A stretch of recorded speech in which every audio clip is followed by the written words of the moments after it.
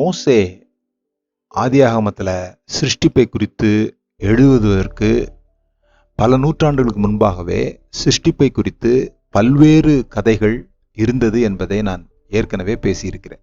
அதுல தேவன் மனுஷனை தமது சாயலாகவும் தமது ரூபத்தின்படியும் உண்டாக்கினார் என்று ஏன் மோசே குறிப்பிட்டு எழுதுகிறார் என்பதை இந்த பதிவில நான் உங்களுக்கு சொல்கிறேன்.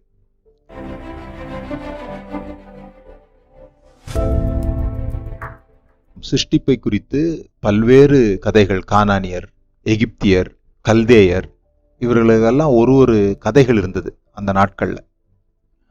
அதுல எல்லாம் மனிதர்கள் கடவுள்களுக்கு அடிமைகளாக உண்டாக்கப்பட்டதாக எழுதப்பட்டிருக்கிறது.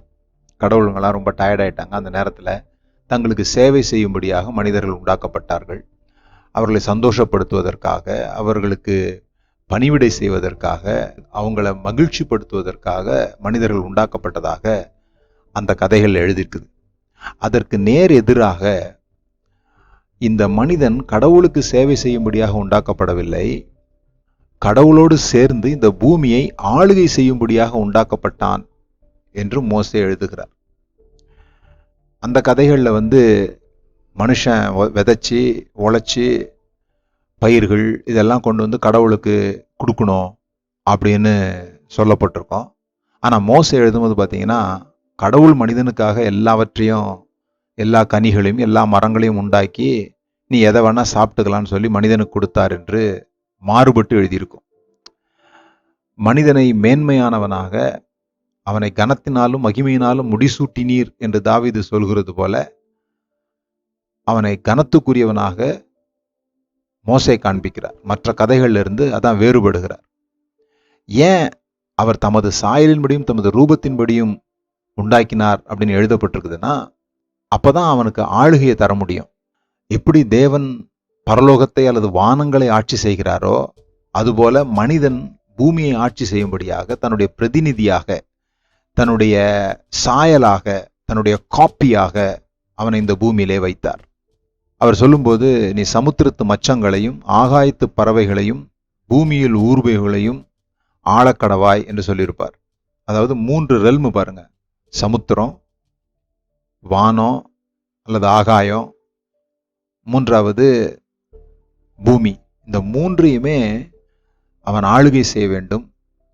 இந்த 3ஐயுமே தேவனுடைய பிரதிநிதியாக இருந்து தேவனுடைய சுபாவத்தை இந்த பூமியில் உள்ள மற்ற சிருஷ்டிகளுக்கு காட்ட வேண்டும் என்பதுதான் தேவனுடைய நோக்கம்.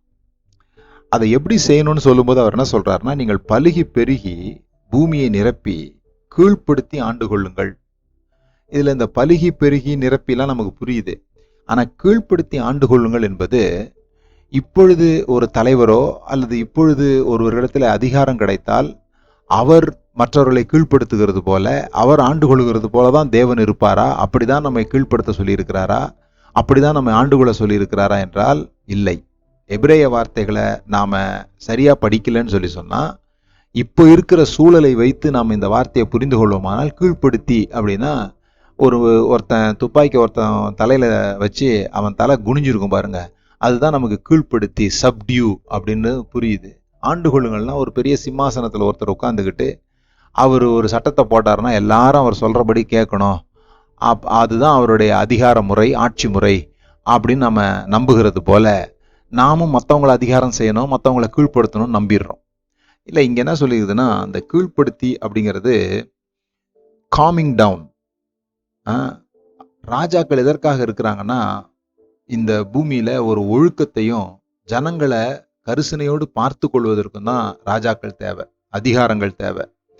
ஜனங்களை மிரட்டுவதற்கல்ல, ஜனங்களை கீழ்ப்படுத்தி அவர்களை நசுக்குவதற்கல்ல, ஆனா அவர்களை ஒழுங்குபடுத்த வேண்டியிருக்குது. அந்த ஒழுங்கு எப்படி படுத்துறோம்னா, பை காமிங் டவுன், அவர்களை அமைதிப்படுத்துவதின் மூலமாக, அடிப்பதின் மூலமாக அல்ல, அமைதிப்படுத்துவதின் மூலமாக அதைகளை கீழ்ப்படுத்துகிறோம். எப்படி ஒரு ரூம்ல 2-3 பிள்ளைங்க ரொம்ப சத்தம் போட்டுட்டு இருந்தாங்கன்னா அம்மா அமைதிப்படுத்துறாங்களோ, அதுதான் கீழ்ப்படுத்துறது. ஒரு கொடுங்கோலன் கீழ்ப்படுத்துகிற ரீதியில அங்க சொல்லப்படல, ஒரு பெற்றோர் தன்னுடைய பிள்ளைகளை கீழ்ப்படுத்துகிற விதத்துல சொல்லப்பட்டிருக்குது. ஆண்டு கொள்ளுங்களும் அதே மாதிரிதான். ஆண்டு கொள்ளுங்கள் ஒரு அற்புதமான வார்த்தை போடப்பட்டிருக்குது. கோயிங் டவுன், டிசன்ட், அப்படின்னு போடப்பட்டிருக்கு. ஆண்டு கொள்ளுங்களுக்கும் கீழே இறங்கி போகுதல் என்ற அர்த்தம் கொடுக்கிற ஒரு வார்த்தையா அங்க போடப்பட்டிருக்குது. அதாவது நாம கீழே மற்றவர்களைப் போல இறங்கி போய் அவர்களை ஆளுகை செய்ய வேண்டும், அவர்களுக்கு சேவை செய்வதின் மூலமாக அவர்களுக்கு ஆளுகை செய்ய வேண்டும் என்பதுதான் அதனுடைய அர்த்தம். இயேசு அப்படிதான் வானத்திலிருந்து இறங்கி வந்தார். அவர் பிள்ளைகள் மாம்சமும் இரத்தம் உடையவர்களாய் இருக்க அவரும் மாம்சமும் இரத்தம் உடையவராக ஆனார், நம்மை போல ஆனார். இப்படிலாம் ஏன் போட்டிருக்குதுன்னா, அவர் அப்படி வந்ததுனாலதான் அவர் இன்றைக்கு நம்முடைய இருதயங்களை ஆளுகை செய்ய முடிகிறது. நம்மகிட்ட அதிகாரம் இருப்பது நம்முடைய நன்மைக்காக இல்லை, பிறருடைய நன்மைக்காக என்கிற ரீதியிலே அரசாளுகிறவர்கள் தான் அந்த உண்மையான ஆண்டு கொள்ளுதலை செய்கிறார்கள். கபாஷ் என்ற ஒரு வார்த்தை, அது வன்முறை அடக்குகிற வார்த்தை அல்ல, அல்லது ஹியூமிலியேட் பண்ணுகிற, மற்றவர்களை கீழ்ப்படுத்துகிற, தாழ்த்துகிற ஒரு வார்த்தை அல்ல. அது சமாதானத்தை கொண்டு வருகிற வார்த்தை. To bring peace and shalom என்று போடப்பட்டிருக்கிறது. அதன் நிமித்தமாக மகிழ்ச்சி விளைவாக உண்டாகிறது. அதனுடைய விளைவு மகிழ்ச்சி. ஆண்டுகொள்ளுதனுடைய விளைவு மகிழ்ச்சியா இருக்க வேண்டுமே தவிர ஆண்டுகொள்ளுதனுடைய விளைவு மற்றவர்களுக்கு அழுகையை உண்டாக்கக்கூடாது. அதனாலதான் மத்திய 20வது அதிகாரத்துல, மார்க் 10வது அதிகாரத்திலாம் இயேசு சொல்லும் பொழுது, உங்களிலே யார் பெரியவனாய் இருக்க விரும்புகிறானோ அவன் எல்லாருக்கும் பணிவிடைக்காரனாய் இருக்க கடவன், உங்களில் முதன்மையாக இருக்க விரும்புகிறவன் எல்லாரிலும் கீழாக இருக்க கடவன் என்று சொல்லி, அந்த ஆதியாகம புஸ்தகத்தில் ஆண்டவருடைய இன்டென்ஷன் எப்படி ஆளுகையோ அப்படி நீங்க தலைவனா இருக்கணும்னா எல்லாருக்கும் ஊழியக்காரர்களா இருங்கள் என்று சொன்னார். நாமும் கூட மற்றவர்களுக்கு தலைவராய் இருக்க வேண்டும் என்றால் மற்றவர்களுக்கு ஊழியம் செய்கிறது அது என்பதை அறிந்து கொள்ள வேண்டும்.